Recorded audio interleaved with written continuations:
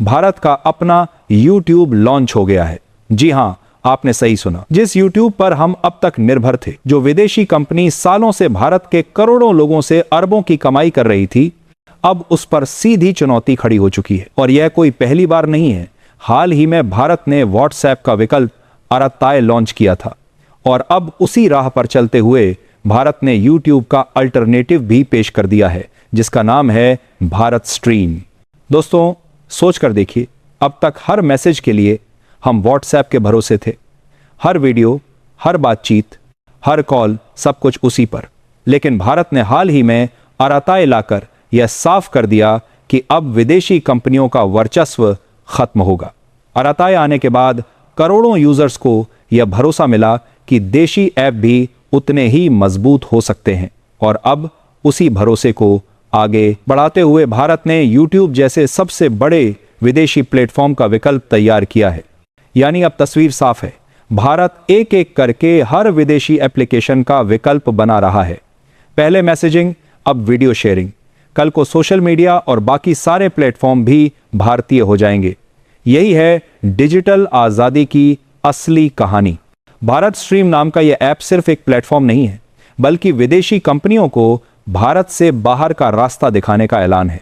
सोचिए, YouTube पर हर दिन करोड़ों लोग वीडियो देखते हैं, लाखों कंटेंट क्रिएटर्स मेहनत करते हैं, लेकिन कमाई किसकी होती है? विदेशी कंपनी की। अरबों का पैसा भारत से बाहर चला जाता है, लेकिन अब भारत स्ट्रीम के आने के बाद वह पैसा भारत में ही रुकेगा। दोस्तों, अगर आप यहां तक देख रहे हैं तो यही एक छोटी सी अपील, चैनल को सब्सक्राइब कर लीजिए। अब जरा राजनीति और ताकत के खेल को समझिए। विदेशी कंपनियां भारत को हमेशा सिर्फ एक बाजार मानती रही हैं। जब जब सरकार ने कहा कि डेटा भारत में ही स्टोर होना चाहिए, तब तब इन कंपनियों ने इनकार किया।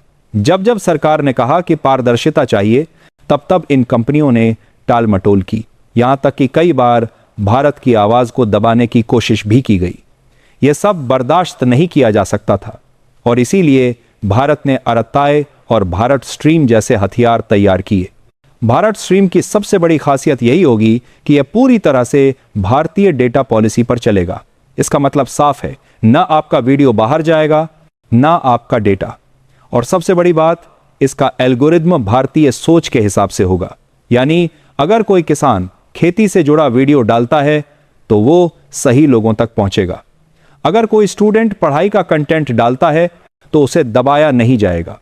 यह फर्क विदेशी कंपनियों ने कभी नहीं समझा, लेकिन भारत ने समझ लिया है।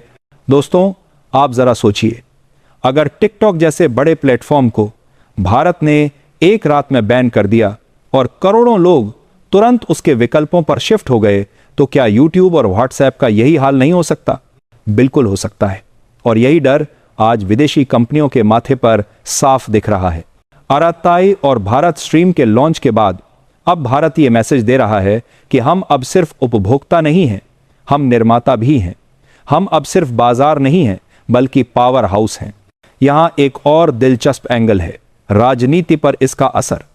सोचकर देखिए, जब विदेशी कंपनियां तय करती हैं कि किसकी आवाज ऊपर जाएगी और किसकी दबेगी, तो यह भारत की लोकतांत्रिक आवाज के साथ खिलवाड़ है। लेकिन जब भारत स्ट्रीम और अराताय जैसे ऐप्स आएंगे, तो कंट्रोल भारत के हाथ में होगा। मतलब भारत का लोकतंत्र भारत की जनता के हाथ में। और दोस्तों, अगर आपने अभी तक चैनल को सब्सक्राइब नहीं किया है तो यही कर लीजिए, क्योंकि आगे जो मैं आपको बताने जा रहा हूं वह आपको इस पूरी डिजिटल क्रांति की गहराई में ले जाएगा। अब सवाल है, भारत स्ट्रीम कैसे काम करेगा? यह YouTube जैसा ही होगा, लेकिन एक फर्क के साथ। यहां न तो कोई विदेशी एल्गोरिदम होगा, न ही कोई बाहर की सरकार का दबाव। यहां भारतीय क्रिएटर्स को असली मंच मिलेगा। और सबसे बड़ी बात, यहां क्रिएटर्स की कमाई पर भी भारतीय कंट्रोल होगा। दूसरी तरफ अराताय को देखिए, लॉन्च के कुछ ही हफ्तों में इस ऐप ने लाखों यूजर्स को जोड़ लिया। क्यों? क्योंकि लोग समझ चुके हैं कि अब डिजिटल आजादी ही असली ताकत है। ठीक वैसे ही भारत स्ट्रीम के आने के बाद लोग तुरंत शिफ्ट करेंगे। सोचिए, अगर 80 करोड़ इंटरनेट यूजर्स में से सिर्फ 40 करोड़ भी भारत स्ट्रीम पर आ गए, तो विदेशी कंपनियों की नींद उड़ जाएगी।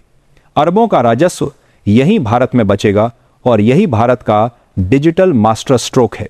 अब यह मत सोचिए कि यह सब सिर्फ कहने की बातें हैं। याद कीजिए, यूपीआई लॉन्च किया था तब किसी ने नहीं सोचा था कि पेपल और बाकी विदेशी पेमेंट सिस्टम्स का क्या होगा, लेकिन आज यूपीआई दुनिया का सबसे बड़ा डिजिटल पेमेंट सिस्टम है। यही कहानी अब अराताई और भारत स्ट्रीम की होगी।